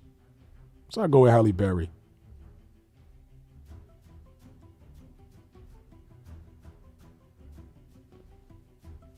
Kelly Rowland's a bit too skinny for me.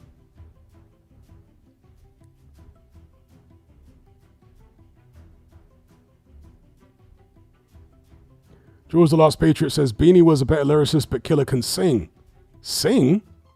Bounty Killer can't sing, bro. Bounty Killer can't sing. Beanie Man was the one who had a better voice for some type of singing. Yes, the other way. Dominic K says it right there. It's the other way around. Like Beanie Man, I mean, neither one of them is like a real singer, but yeah, Bounty Killer can't sing at all. To give you an example of how Bounty Killer can't sing, just listen to his track with Barrington Levy called Living Dangerously, where Bounty Killer sort of tries to sing some of his lyrics and it's totally out of tune. Totally out of tune. And I think, yeah, that Bounty Killer is actually the better lyricist than Beanie Man. But Beanie Man, in them clashes, he just had a way of saying funny things and, you know what I mean? And getting under Bounty Killer's skin. You know, in the early 2000s when they were clashing after Bounty Killer did that song with No Doubt, and there was a scene in the video where there was like a naked man, and in Jamaica, you know, that's not going to go down well. So Beanie Man used that as an opportunity, obviously, to call Bounty Killer a batty man, and they started going back and forth with diss tracks. That was one of the funniest clashes.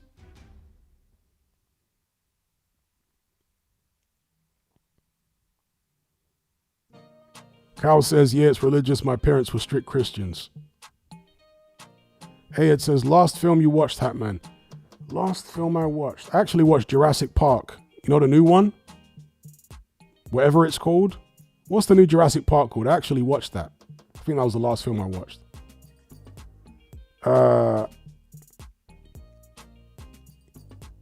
Rebirth. Thank you, Copezilla. I saw Jurassic Park Rebirth. It's okay. It's not the worst Jurassic Park film I've seen, but it's entirely missable. I mean, it's okay. It's not I didn't think it was dreadful. It's okay. None of the Jurassic Park movies since the first one, in my opinion, have ever been able to emulate the magic. Yeah, that first Jurassic Park movie, there was a magic to it. And even old Spielberg, I think, directed the second one as well, The Lost World, didn't have the magic anymore. Didn't have the magic. The first one had magic to it, you know, with the Johnny Williams score, and it's just, yeah. The formula was perfect. Rich Franklin says, prime Oprah or prime Wendy Williams? I'll probably go with prime Wendy Williams. Kylie says, I'm going with Oprah for the bag.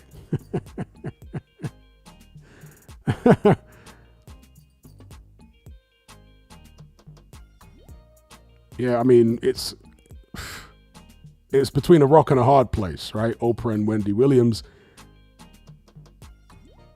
I'm saying Wendy for the Zampas.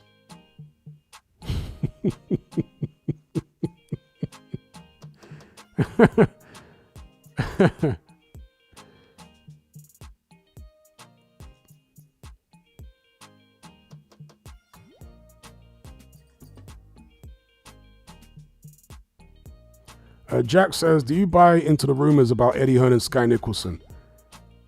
I suspect the rumors are true, or I suspect there's some truth to them.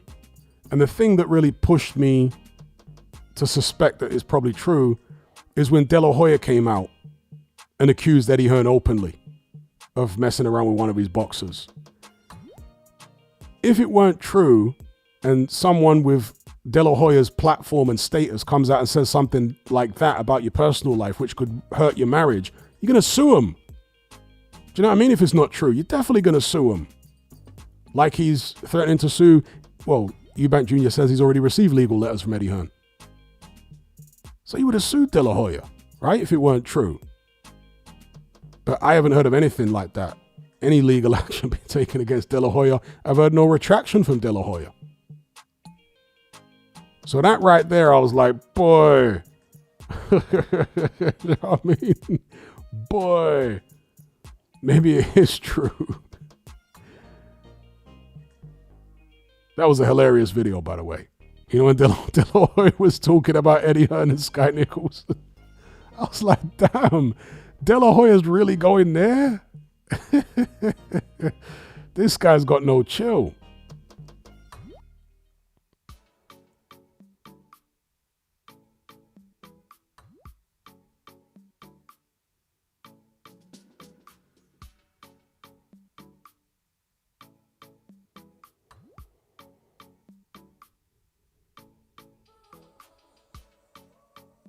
Jack says, is Hearn still with his wife? You never hear him say anything about her anymore. I've got no idea.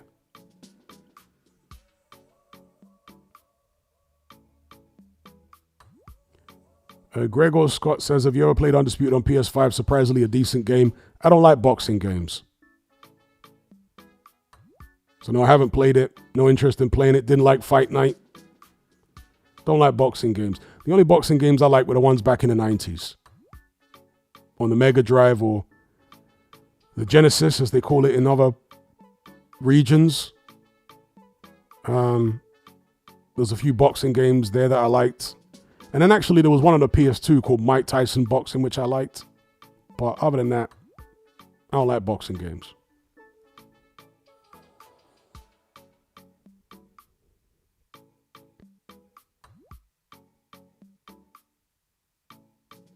Okay, I'm not reading out what Boxer Size Bradley just said.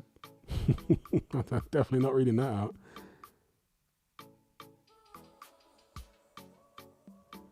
Brandon says, was De La Hoya wild during his prime? No, that's the thing. He wasn't saying all this crazy stuff during his prime. He had the whole golden boy persona and image. He weren't coming out of all this stuff.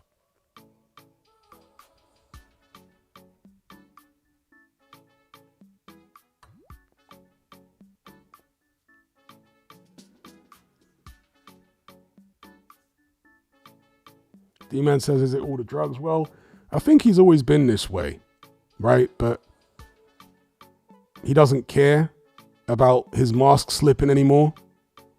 So I reckon he was always this way.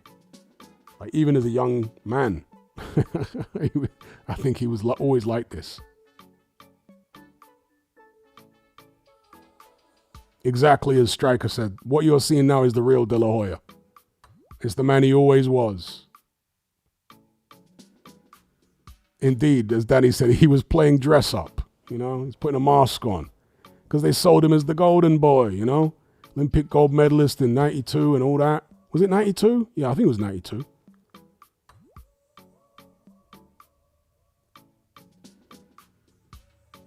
We got Wallace, he says, remember me, Crawford fight, I almost won the KO money. Shout out to everyone who picked Crawford and bet on Crawford. Although the odds were not amazing, because Crawford wasn't a massive betting underdog, was he? He was like a marginal underdog. But if the KO was there, yeah, that would have been huge.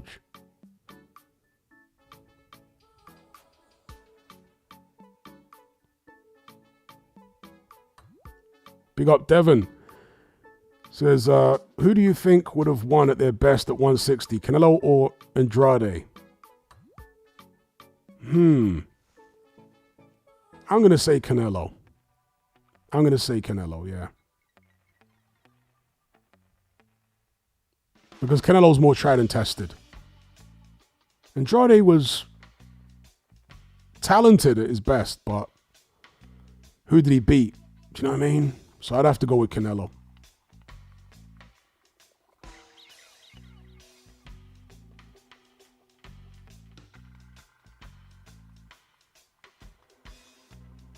Ayad says Andrade would have beat Canelo, I think, though. Hey, fair enough. It's conceivable, so I'm not going to argue it. Rich Franklin says, who's playing Metal Gear Solid 3 Remastered? Came out like last week. Isn't Metal Gear Solid 3 Remastered like 720p or something crazy? Have I got that wrong? Metal Gear Solid 3 Remastered drops down to like really low frame rates and it's got like a really low resolution or whatever.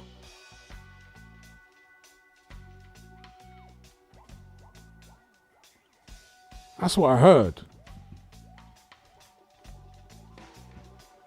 And if that's true, that's a liberty.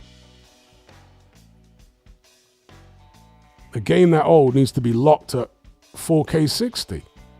You know what I mean? It should be locked at 4K 60.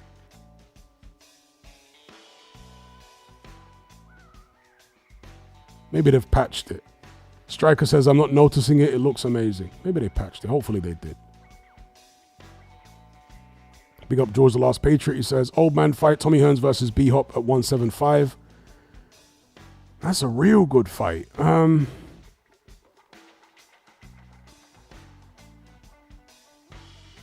That is a tough fight. I would edge towards B-Hop. Just on points. But that's a real tough fight.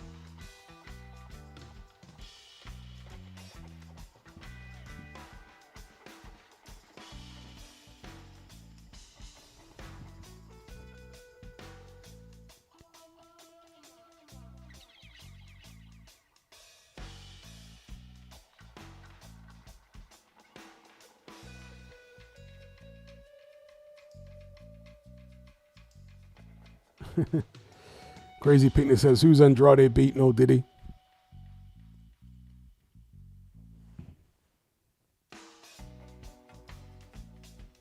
No Diddy always reminds me of that song No Diggity. No Diggity, about to bag it up. Remember that song? Hey ya, hey ya, hey ya, hey ya. Who sang that song? Who was No Diggity? One of them R&B groups from the 90s.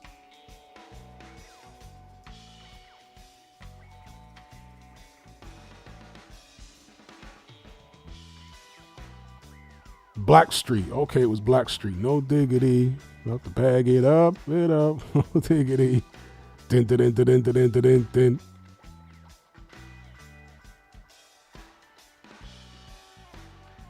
Oh, yeah, Dr. Dre made the beat.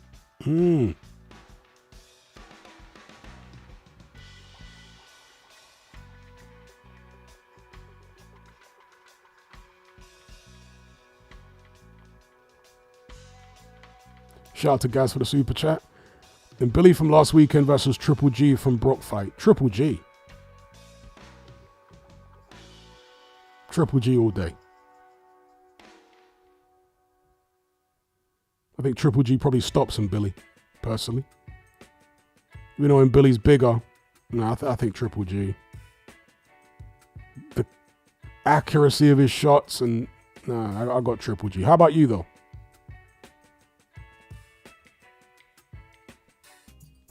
Ben Odom says, greatest wrestler of all time. It's very subjective because obviously wrestling is scripted. It's not real. So it's based upon who each of us as individuals think is the most entertaining wrestler of all time. I couldn't really just pick one because I liked so many of them, but among my favorites were The Rock, Stone Cold during the Attitude Era. So The Rock and Stone Cold. Who else? Ric Flair. Rock, Stone Cold, Ric Flair. What other wrestlers that I like?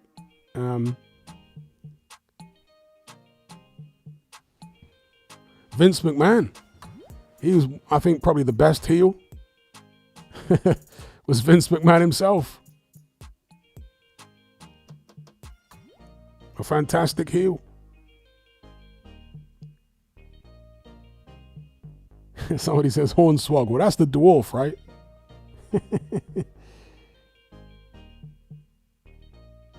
Jack says Ultimate Warrior. Yeah, for me, it's probably those guys. The Rock, Stone Cold, Ric Flair, McMahon.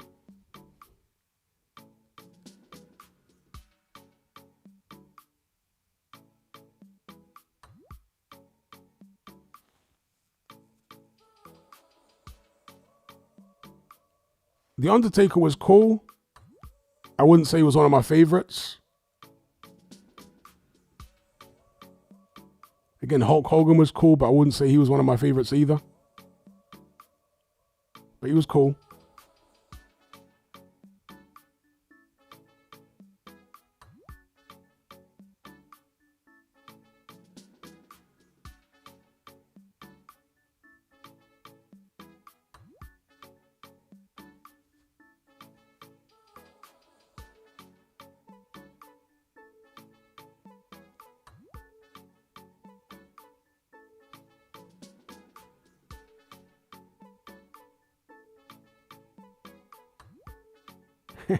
Jack says Big Daddy and Giant Haystacks. British wrestling was so depressing. It was so depressing. It was so low budget and depressing. I never liked it. I never liked British wrestling.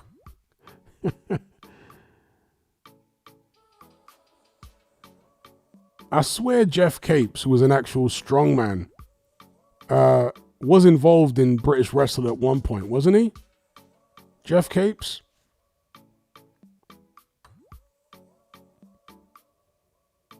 Kylie says Paul Bearer was the best manager. Yeah, I go along with that. With so many managers. Paul Bearer. The Mouth of the South. You guys remember him? He was, I think he was the Honky Tonk Man's manager. Mouth of the South.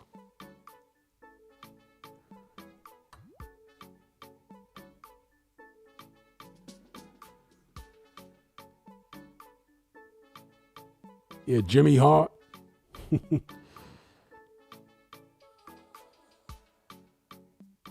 Okay, yeah.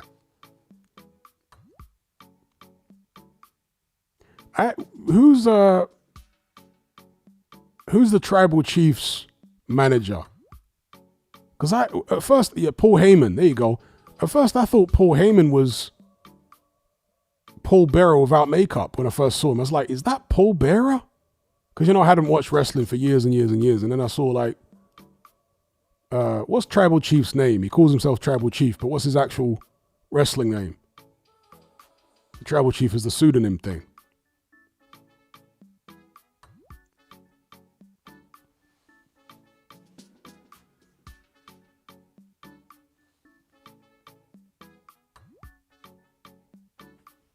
Roman Reigns. Thank you. Yeah, Roman Reigns. So when I first saw Roman Reigns as manager, I was like, is that Paul Bearer without makeup? And it took me a while to realize it's not Paul Bearer.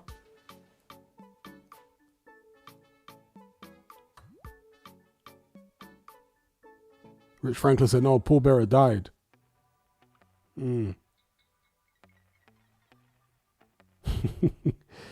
Paul Bearer was weird as hell, with the urn. And his like high-pitched voice and all that.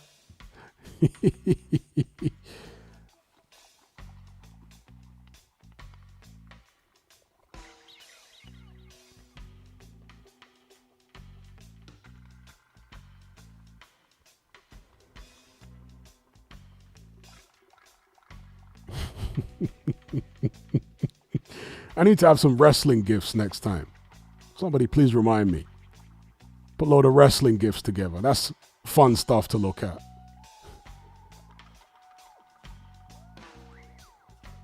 Black Mamba says, Hatman, have you ever come across any Samoans in the UK? I probably did when I was working nightclub security as a bouncer at an Aussie bar. I probably did encounter Samoans in there. I said probably did. I'm sure I must have done, because those Aussie bars would have South Africans and Aussies in them, and Kiwis, obviously. Yeah. And a lot of the quote-unquote coloured South Africans, you could mistake them for Samoans, some of them. Do you know what I mean? But yeah, I'm sure I did encounter some Samoans and whatnot when I worked in that Aussie place.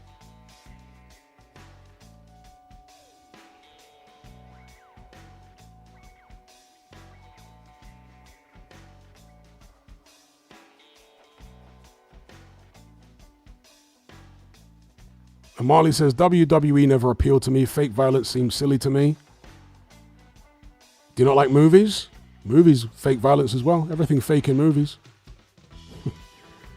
WWE is just like pantomime, you know? It's like a stage show. I was a huge fan of wrestling growing up. Always loved it. Thought it was wildly entertaining.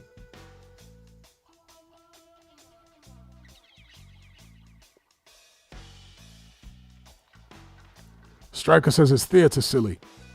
Indeed. Pantomime's definitely silly. Pantomime's a form of theatre, right? Which is kind of a bit more camp, I want to say.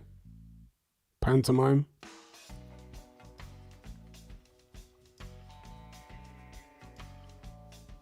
Exactamundo says they get hurt in WWE, they don't in films. I don't bother with it now, though. Well, they used to get hurt in films quite a lot. Like stuntmen. Maybe they still do, I don't know. But I guess with CGI now, there's less need for them to get hurt. But back in the day, stuntmen, you get hurt a lot. And die even.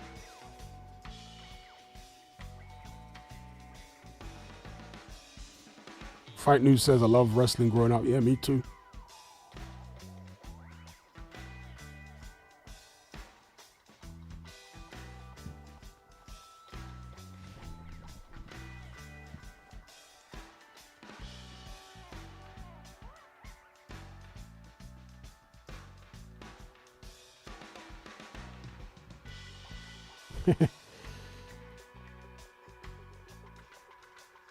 Indeed, Chris Ward Music summed it up perfectly.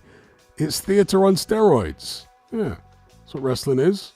Theatre on steroids. Literally. Did anyone watch the Mickey Rourke movie, The Wrestler? Anyone ever see that? Why does Mickey Rourke look so grizzled? I've always wondered why Mickey Rourke looks so horribly grizzled. Because it worked well for that movie. You know, his grizzled face. But why is he such a grizzled looking man?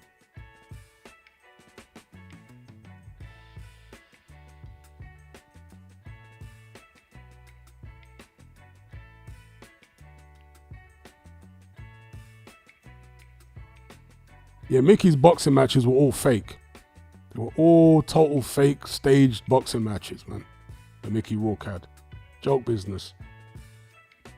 Oh, plastic. Yeah, he has had plastic surgery, hasn't he? Why would he do that? That's weird. Yeah. But his boxing was all fake, though. So I can't even say his box. Maybe he had some real sparring sessions, but his actual boxing matches, that was all fake. If you go and watch them, it's actually quite funny how fake they are. And in fact, in one of his more recent fake boxing matches, the opponent actually came out and said that it was fake. Like he admitted it publicly and said he was paid a certain amount of money and it was all fake.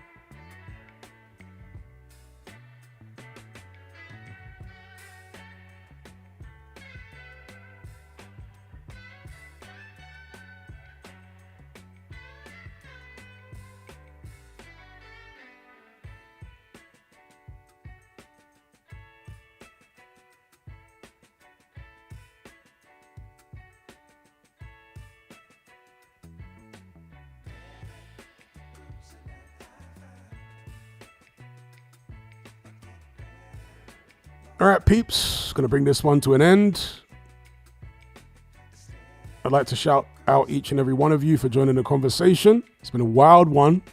It's been a wild one today. A special shout out to everyone who donated via Super Chat. Striker, D-Man, Danny, Adam Fawkes, Chris Ward Music, Gaz, Supersized Fries, George the Last Patriot. I'm still laughing at some of the stuff we talked about. George the Last Patriot, Wallace, Jack Trussler, Ben Odom. Yeah, big up. Until next time, take care, be good. I'll catch you on the other side. I'm out.